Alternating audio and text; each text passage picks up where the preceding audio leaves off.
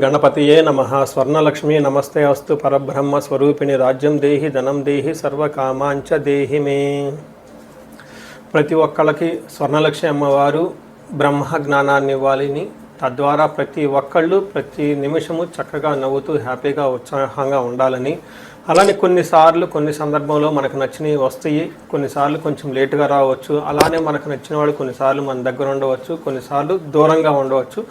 ప్రతి సందర్భంలో కూడా ప్రతి ఒక్కళ్ళు చక్కగా నవ్వుతూ హ్యాపీగా ఉండాలని, ఉత్సాహంగా ఉండాలని, అలానే మనస్తత్వం మనకి అమ్మవారు ఇవ్వాలని చెప్పేసి మనం కోరుకుందాం.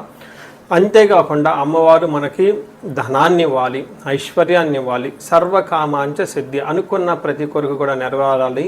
అట్లాంటి యొక్క అమ్మవారి యొక్క కృపా కటాక్షం మన మీద ఉండాలి. మనం ఎంతో ఉన్నతంగా ఎదగాలని చెప్పేసి మనం కోరుకుందాం. అంతేకాకుండా రాజ్యం దేహి, ప్రతి ఒక్కరికి ఒక అధికారము, పవరు, స్టేటస్, ఒక దర్జా, దర్పం, ఇవన్నీ కూడా ప్రతి ఒక్కరికి అమ్మవారికి మన అందరికీ ఇవ్వాలని చెప్పేసి మనం కోరుకుంటూ మనం మే మంత్ యొక్క రాశి ఫలాలు చెప్పుకుంటున్నాం. మే మంత్ రాశి ఫలాలు ఈ మంత్లో చాలా విశేషాలతో కూడుకొని ఉంది. ముందుగా ఒక 2 నిమిషాలు వాటి గురించి చర్చించుకొని తర్వాత 12 రాశుల గురించి మనం మాట్లాడుకుందాం.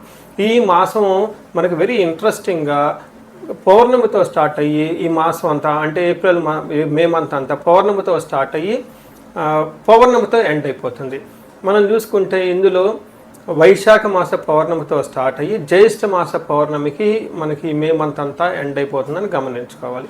ఇందులో 3 ముఖ్యమైన విశేషాలు ఉన్నాయండి. ఒకటి, ఈ మంత్ మనకి బిగినింగ్లోనే బుద్ధ పూర్ణిమతో స్టార్ట్ అయిపోతుంది. దీన్ని గురు పూర్ణిమ అంటారు, బుద్ధ పూర్ణిమ అని అంటారు, వైశాఖ మాస పూర్ణిమ అంటారు. చాలా చాలా విశిష్టత కలిగిన పూర్ణిమ.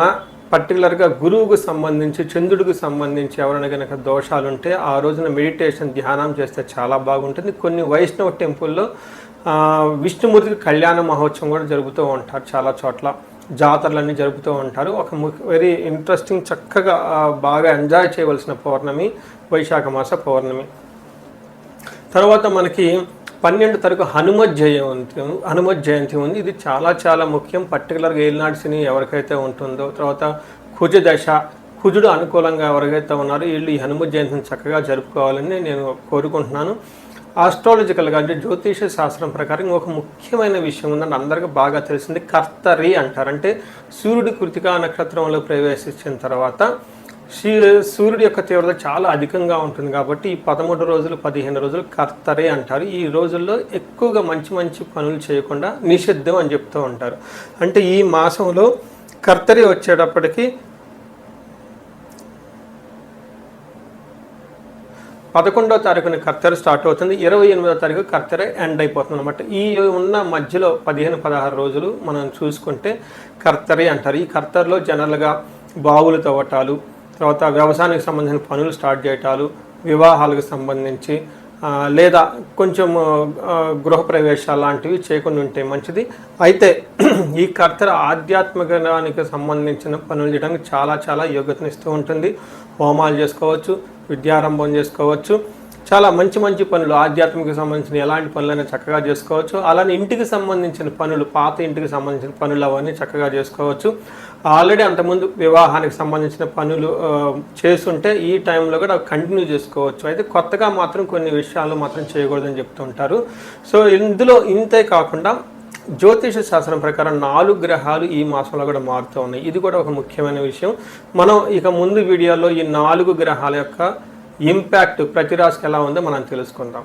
మనం మే మంత్ రాశి ఫలాల్లో భాగంగా ధనుసు రాశి వారికి ఎలా ఉందో చూద్దాం.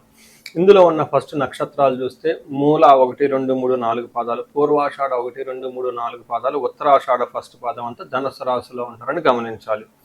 అయితే ఏ గ్రహాలు మనకి అనుకూలంగా ఉన్నాయి, ప్రతికూలంగా ఉన్నాయి మీరు చూసుకుంటే 2 గ్రహాలు చాలా అనుకూలంగా ఉన్నాయి, 2 గ్రహాలు ప్రతికూలంగా ఉన్నాయి. కాబట్టి కొంచెం ఆలోచించుకొని జాగ్రత్తగా ప్లాన్డ్గా వెళ్తే ఈ మంత్ అంతా చక్కగా ఉంటుందని మీరు గమనించాలి. మనకు సూక్ష్మ గోచారం, లఘు గోచారం అన్న కాన్సెప్ట్ ప్రకారం చూస్తే ఇందులో ఉన్న నక్షత్రాలకు ఎలా ఉండబోయే చెప్పే ముందు ఒక్కసారి అక్షరాలు చూసుకున్న ఏ అక్షరాలకి ఎవరెవరికి ఎలా ఉంటుందో, ఏ, యో, భా, భీ, భూ, ధా, భా, ధా, భే అన్న లెటర్స్ అంతా కూడా ధనుసు రాశిలో ఉంటారని గమనించాలి. అయితే ఈ గ్రహాలు ముందుగా చెప్పుకున్న విధంగా 4 గ్రహాలు మారటంతో 2 గ్రహాలు అనుకూలంగా 2 గ్రహాలు ప్రతికూలంగా ఉన్నాయి. కొంచెం ఫేవరబుల్, కొంచెం అన్ఫేవరబుల్గా ఉంటుంది ఈ మంత్ అంతా. కభీ ఖుషి కభీ గమ్ లాగా కొంచెం అప్స్ అండ్ డౌన్స్గా ఉండే అవకాశం ఉంటుంది, మిక్స్డ్గా ఉంటుందని తెలుసుకోవాలి. అందులో సూర్యుడు వల్ల ఏమవుతుందంటే ఫస్ట్ 15 రోజులు కొంచెం మానసికంగా ఆందోళన ఉండే అవకాశం ఉంటుంది. సూర్యుడు 15వ తారీఖు మారటంతో బాగా ఉత్సాహంగా ఎనర్జెటిక్గా ఉంటారు. శత్రువులు అనేవాళ్ళు మీ యొక్క ధాటికి తట్టుకోలేక దూరంగా పారిపోతారు. అదేవిధంగా ధనాన్ని మీరు కోల్పోయే అవకాశం ఎక్కువగా ఉంటుంది. ఓవరాల్గా విజయవంతంగా ఉంటుంది. అదే 7th హౌస్లో శుక్రుడు ఉండటంతో యువత జన బాధ అంటారు. మీకు ఒక యంగ్ ఉమెన్ ద్వారా, జెంట్స్ అయితే ఒక యువత ద్వారా ఇబ్బందులు వచ్చే అవకాశం ఉంటుంది. ఇన్ కేస్ లేడీస్ అయితే ఒక యువకుడైన అబ్బాయి ద్వారా కానీ మీకు ఇబ్బందులు వచ్చే అవకాశం ఉంటుందని గమనించాలి. ఇది శత్రునాశాంతం అంటే మిక్స్డ్గా ఉంటుంది రిజల్ట్ అని తెలుసుకోవాలి. మీరు ఇందులో బాగా సంతోషపడాల్సిన విషయం ఏంటంటే సూర్యుడు మీకు 5వ స్థానం నుంచి 6వ స్థానంలోకి రావడంతో ఒక మంచి హై లెవెల్ ఎనర్జీ, కాన్ఫిడెన్స్ ఇవన్నీ మీకు వస్తూ ఉంటాయి. దాంట్లో భాగంగా 6వ స్థానంలో షష్ఠేరవో సుసౌఖ్యధీన్ అంటే సౌఖ్యంగా ఉంటారు. యత్న కార్యార్థ సాధనం ఏదైనా కనుక ప్రయత్నం చేస్తే అందులో చక్కగా అనుకున్న పనులు అవుతూ ఉంటాయి. దేహ ఆరోగ్యం, శారీరకంగా ఆరోగ్యంగా ఉంటారు, సంతోషకరంగా ఉంటారు. వస్త్రధాన్య లాభకృత్ అంటారు. అంటే బట్టలు కొనటం కానివ్వండి, ధాన్యం కొనటం కానివ్వండి, అనుకున్నవన్నీ కొనుక్కునే అవకాశం ఎక్కువగా ఉంటుందని గమనించవచ్చు. అంటే 6వ ఇంట్లో సూర్యుడు ఉండటం వల్ల ఓవరాల్గా మీకు లైఫ్లో కాన్ఫిడెన్స్, మీ మాటలకు విలువ, అలానే మిమ్మల్ని ఇబ్బంది పెట్టేవాళ్ళు మీ నుంచి దూరంగా వెళ్ళిపోతారని గమనించుకోవాలి. అయితే 5వ స్థానంలో కుజుడు ఉండటంతో ఇది కొంచెం మీకు టూ మచ్ అనవసరమైన వాటికి ఖర్చులు కలిగించే అవకాశం ఉంటుంది. ఎడిక్షన్స్ ఎక్కువయ్యే అవకాశం ఉంటుంది. ఆల్కహాల్ తీసుకోవటం, గ్యాంబ్లింగ్ చేయటం, ఆన్లైన్ ట్రేడింగ్ చేయటము, తర్వాత లవ్, రొమాన్స్ ఇట్లాంటి విషయాల్లో కొంచెం ఇబ్బంది పడే విధంగా ఉంటుందని గమనించాలి. 5వ స్థానంలో కుజుడు ఉండటంతో దేహ జాడ్యం అంటే శారీరకంగా చాలా స్టిఫ్గా ఉంటారు. సంతానం, కాలతిక్రమణ భోజనం, సంతాపం అంటే ఊరుకోరుక బాధపడే అవకాశం ఉంటుంది. టయానికి భోజనం చేయకుండా ఉంటారు. దురితం కర్మ లాభచ్చ ఏదైనా కనుక పని చేస్తే అందులో మీకు లాభం అనేది రాదు. సంతాపం ఉంటుంది. ఏదైనా దురితం అంటే చెడ పనులు చేయాలన్న ఆలోచన ఎక్కువ వస్తూ ఉంటుంది. ఈ టైంలో చాలామందికి ఎడిక్షన్స్కి ఎక్కువ గురయ్యే అవకాశం ఉంటుంది. స్మార్ట్ వర్క్ చేయాలని ట్రై చేస్తూ ఉంటారు. అంటే ఇక్కడ కుజుడు మీకు అంత సపోర్ట్ ఇవ్వటం లేదు, మిమ్మల్ని డైవర్ట్ చేస్తూ ఉన్నాడు, మిమ్మల్ని అనవసరమైన ఖర్చులు పెట్టేస్తూ ఉన్నాడని గమనించుకోవాలి. అయితే 7వ స్థానంలో శుక్రుడు ఉండటం ఇది కొంచెం మిక్స్డ్గా ఉంటుంది. కొన్ని విషయాల్లో పాజిటివ్గాను, కొన్ని విషయాల్లో నెగిటివ్గా ఉంటుంది. అందులో 7th హౌస్లో శుక్రుడు ఉండటం వల్ల కోపస్తద భీధి సర్వదా క్లేశ జీవనం స్త్రీ జాడ్యం మేహ రోగాది భృగౌ సప్తమేగే ఫలం అంటారు. అంటే 7వ ఇంట్లో శుక్రుడు ఉండటం వల్ల ఏమవుతుందంటే కోపస్తద మీకు కోపం ఎక్కువ వస్తుంది, భీతి భయం గొలిపే పరిస్థితులు ఎక్కువ ఉంటుంది. సర్వదా క్లేశ జీవనం ఏదో ఒక జీవితంలో కొంచెం కష్టం వచ్చినట్లు ఎక్కువగా ఉంటుంది. స్త్రీ జాడ్యం స్త్రీల ద్వారా మీకు కొంచెం టఫ్ అయిన సిచ్యువేషన్స్, గడ్డు పరిస్థితులు వచ్చే అవకాశం ఉంటుంది, కష్టాలు వచ్చే అవకాశం ఉంటుంది, భేదాభిప్రాయాలు వచ్చేసి వాళ్ళతో మీకు గొడవలు కూడా అయ్యే అవకాశం ఉంటుందని గమనించుకోవాలి. అదే లవ్, రొమాన్స్, ప్లేజర్ ఇలాంటి వాటికి సంబంధించిన వ్యవహారాలు అయితే మాత్రం చక్కగా ఉంటుందని మీరు గమనించుకోవాలి. సో చూశారు కదండి, ఈ వారం మీకు ఎలా ఉంటుందో. మిక్స్డ్గా ఉంటుంది, కొన్నిట్లో బాగుంటుంది, కొన్నిట్లో ఇబ్బంది పెట్టే విధంగా ఉందని తెలుసుకోవాలి. అయితే మీకు నక్షత్రం ప్రకారం చూసుకుంటే ఇంకా మూల, పూర్వాషాఢ, ఉత్తరాషాఢ 3 నక్షత్రాలు ఇందులో ఉంటుంది. ఇందులో మూలా నక్షత్రం వాళ్ళకి చక్కగా ధనప్రాప్తి ఉంటుంది, ఏ పని చేసినా విజయవంతంగా ఉంటుంది. అయితే బంధనము, రోగము చూపిస్తుంటుంది. ఇక్కడ బంధనం అంటే ఒక కన్ఫ్యూజ్డ్ అయిన పరిస్థితుల్లో మీరు ఉంటారు. ఫ్యూచర్ గురించి ఆలోచిస్తూ చాలామంది ఎన్ఆర్ఐలు కాల్ చేస్తుంటారు, మేము ఇండియాలో ఉంటే బాగుంటుందా, లేదంటే అబ్రాడ్ సెటిల్ అయితే బాగుంటుందా, అసలు ఉద్యోగం బాగుంటుందా, లేదంటే బిజినెస్ బాగుంటుందా, మధ్యలో లైఫ్లో ఎక్కడో స్ట్రక్ అయిపోయాం అని ఇలాంటి విషయంలో అడుగుతూ ఉంటారు.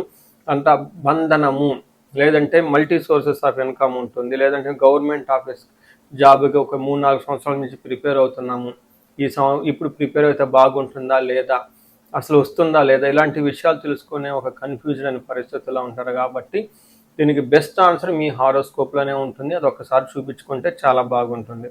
అదే పూర్వాషాఢ నక్షత్రం వాళ్ళకి ధనప్రాప్తి బాగుంది, జయం ఉంటుంది. వీళ్ళకి కూడా కలహము, బంధనము, గొడవలు అయ్యే అవకాశం ఉంటుంది. తర్వాత బంధించబడినటువంటి పరిస్థితి ఉంటుంది. నెక్స్ట్ పూర్వాషాఢ నక్షత్రం వాళ్ళకి జయప్రదంగా ఉంటుంది, ధనప్రాప్తి ఉంటుంది. తర్వాత బంధనము, రోగము, కలహము అని కూడా వీళ్ళకి చూపిస్తూ ఉంటుంది. సో చూశారు కదండి, ఏ ప్రకారంగా చూసుకున్నా కానీ వీళ్ళకి కొంచెం ఇబ్బందులతో కూడి ఉంటుంది అన్న విషయాన్ని కొంచెం గమనించుకుంటే చాలా బాగుంటుంది. టోటల్గా వీళ్ళకి పూర్వాషాఢ, ఉత్తరాషాఢ నక్షత్రం వాళ్ళకి సివియర్గా గ్యాస్ట్రైటిస్ వచ్చే అవకాశం ఉంటుంది. రెండోది వీళ్ళకి ఈ రాశి వాళ్ళకి ధనుసు రాశి వాళ్ళకి అర్ధ అష్టమ శని నడవటంతో పాటుగా కొంచెము ఇబ్బందులు పడే అవకాశం ఉంటుంది. కొంచెం జాగ్రత్తగా గమనించుకోవాలి. అనుకున్న పనులన్నీ త్వరగా కాకుండా నిదానంగా అయ్యే అవకాశం ఎక్కువ ఉంటుంది. సో ఏ ప్రకారంగా చూసుకున్నా ఇది మిక్స్డ్గా ఉంటుంది. ఈ మాసం కొన్ని విషయాల్లో బాగుంది కాబట్టి ఎక్కడ బాగుందో వాటి మీద టైం ఎక్కువ స్పెండ్ చేయండి. ఎక్కడైతే కొంచెం ప్రతికూలంగా మీకు అనిపిస్తుందో ఒక 2 స్టెప్లు వెనక్కి తీసుకొని రిలాక్స్ అయ్యేసి తర్వాత స్టార్ట్ చేస్తే బాగుంటుంది.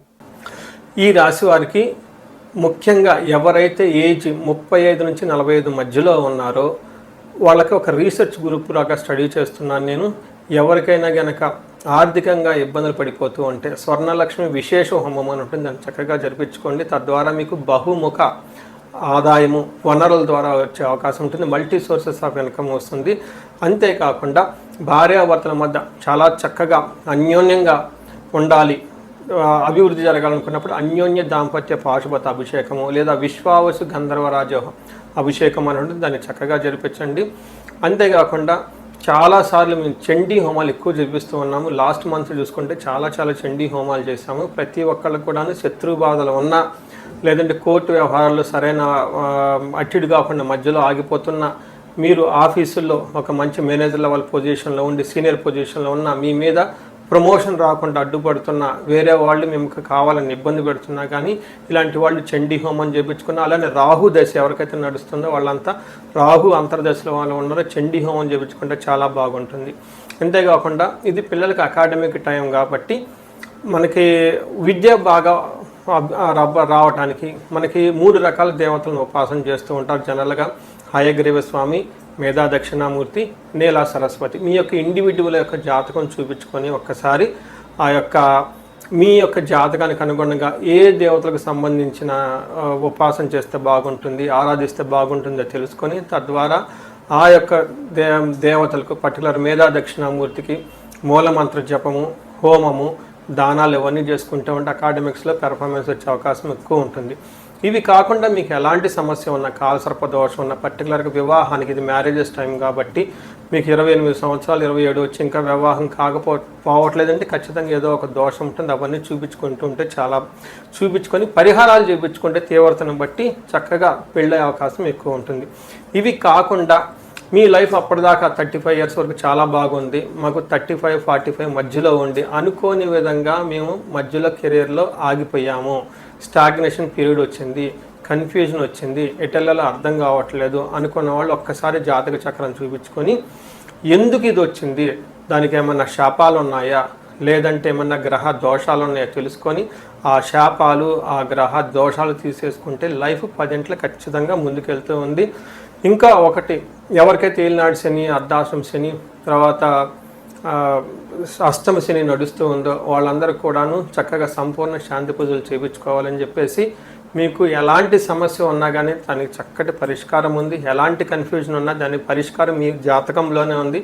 చక్కగా పరిష్కారాలు చేసుకొని మీరు జీవితంలో 10 ముందుకు ఎదగాలని, మీకు అష్టైశ్వర్యాలు కలగాలి, భోగభాగ్యం కలగాలి, చక్కగా సమాజంలో ఉన్నతంగా ఉండాలని చెప్పేసి నేను కోరుకుంటున్నాను. నమస్తే.